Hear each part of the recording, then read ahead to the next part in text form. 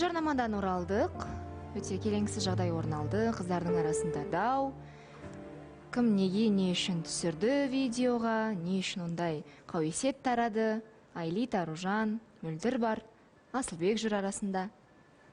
Енді ешкімді бір қолдағандай, я болмаса даттағандай көрінгім келмейді. Әркімнің енді жауап беретін басы бар, мойынмен көтеретіндей ақ.